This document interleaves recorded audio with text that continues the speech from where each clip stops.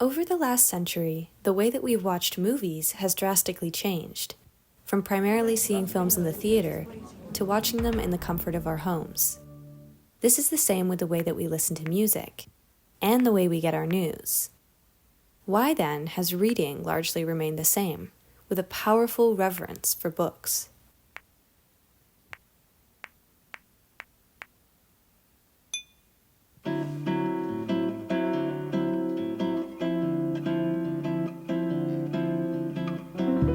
About 15 years ago, the enormous popularization of the ebook led many to believe that the way we read was changing forever. It was the 2010s.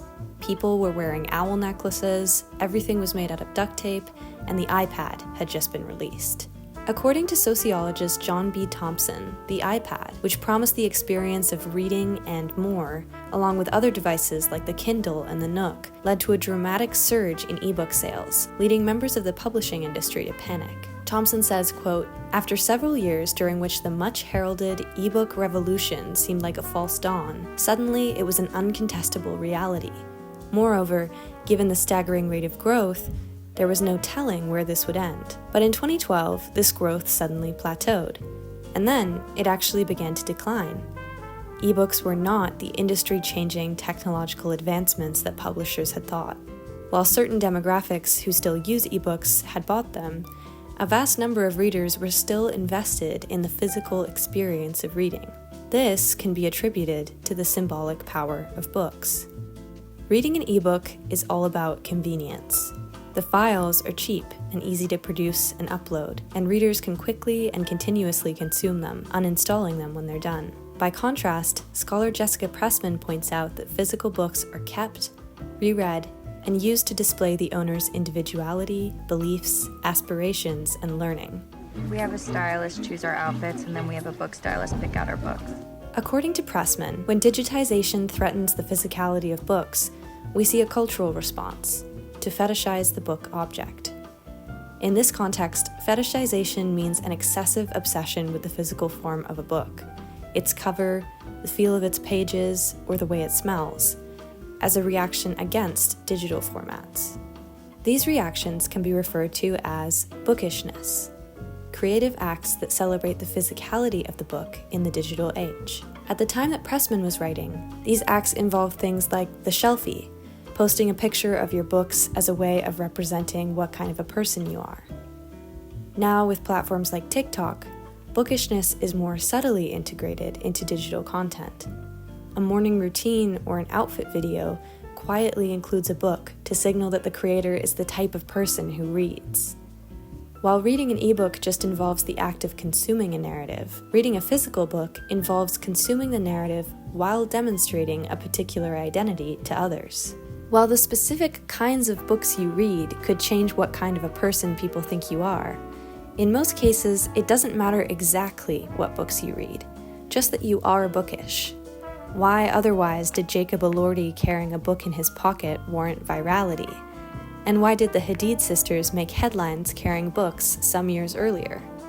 In her study of reading habits in the digital age, literary scholar Beth Driscoll says that along with the aesthetic of bookishness, moral conduct significantly motivates reading in the present day, saying that the act of reading itself, no matter what the content, is a morally weighted activity.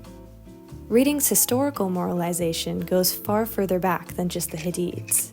In the 19th century and earlier, English literacy meant an ability to read the Bible, which would impart the correct moral lessons and ideologies needed to become an upstanding, righteous citizen. In World War II, the advent of new technologies required more detailed training and symbol recognition, making literacy a necessary tool of human production. This led to a huge push from the government to increase literacy, causing a shift in the ideology around reading. Rather than just reflecting certain religious values, reading was now also seen as a form of productivity. This idea of the productive nature of reading persists to this day. Take Goodreads reading challenges, for example, where users set goals for how many books they'll read each year. I've set 1 or 2 myself, always a little overambitiously. In an interview with The Atlantic, one user compared these reading challenges to dieting, saying, "It's kind of like if you decided to lose weight, and your goal is to lose 20 pounds, and you're able to lose 15 pounds. you're still better off. Here, reading is compared to another form of dubious self-improvement, adding to this idea that by reading, regardless of what you're reading, you're making yourself better. In her essay, The Goodness of Gilmore, scholar Olivia O'Neill studies the Rory Gilmore reading challenges that began popping up on YouTube during the pandemic. Creators try to read a certain amount of books that Rory, from the show Gilmore Girls, has read in a given period of time. In these videos, there is always an investment in the morality of reading. In the videos I watched, within the first few minutes, the creators would make statements that connected Rory's reading habits to her overall character traits, with one creator saying, "Rory's known for being super studious, super smart, just reading classics for fun." In these videos, Rory is positioned as the ultimate reader, having been shown reading over 300 books over the course of the show. Many of these books are considered part of the literary canon, and are often taught in schools with the desire to educate the masses on particular moral lessons. This includes books like To Kill a Mockingbird or Beloved. By engaging with narratives and characters like these, Driscoll says that readers are able to clarify their values through empathetic identification, which could potentially affect their future actions. In this sense, not only is Rory's amount of reading valuable, but the quality of her literary reading is something these creators try to reflect. In being raised in a middle-class household by a single mother, Rory's bookishness can easily be seen as the cause of her academic trajectory, ultimately allowing her to go to Yale. But O'Neill points out that, quote, "The reality of Rory Gilmore's success relies much more on money than bookishness. It is simply a fact that Rory's prestigious education is a product of familial prestige and wealth, as her grandparents fund her tuition to both schools, and her grandfather's connections at Yale University allow her to gain admission. While it is indeed true that Rory is intelligent and well-read, it is not these qualities alone that allow her the comfortable and successful life that she leads. However, it is the ways in which Gilmore Girls depicts Rory's reading, insisting that if watchers simply read as many books as Rory, they too can attend an Ivy League school, that perpetuates the literacy myth, disguising the impact that class and wealth have on her success.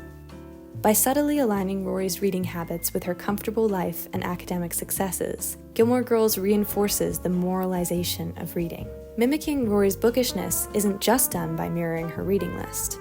Perhaps even bigger than the reading challenges online is a trend of wearing Rory Gilmore's outfits, signaling her studiousness without even having to read.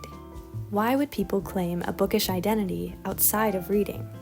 Let's talk about fake books and bookish fakes. To bring it back to the ebook, part of the ebook's lack of uptake came from the symbolic power of the regular book. While both the ebook and the book offer similar opportunities for actual reading, only one offers the opportunity to signal to others an overall identity, as intelligent, and as we've discussed, even empathetic, productive, and moral. Jessica Pressman says that in the modern day, bookishness can also be signaled through fakery, a process of only signaling the symbolic power of reading, without actually doing it.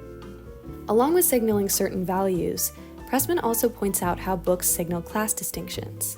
Being well-read means being familiar with the literary canon through your education, having library access or money to buy books, and having enough leisure time to actually read outside of work or school.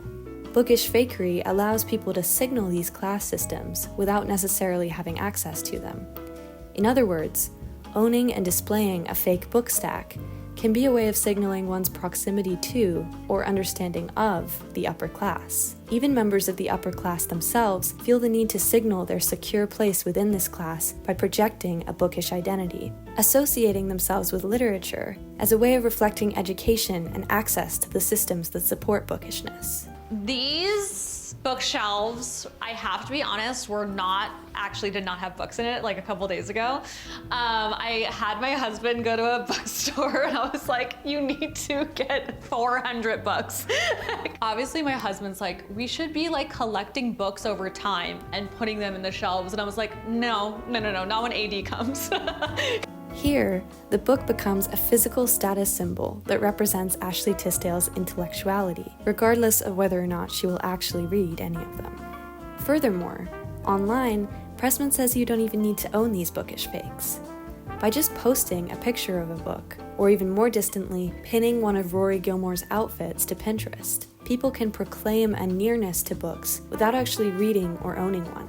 In this sense, while the physical book may not have changed much in the last century, the way we engage with books as a symbol certainly has. Today, in an age where almost everything else is digital, books reflect powerful messages around morality, productivity, education, and class.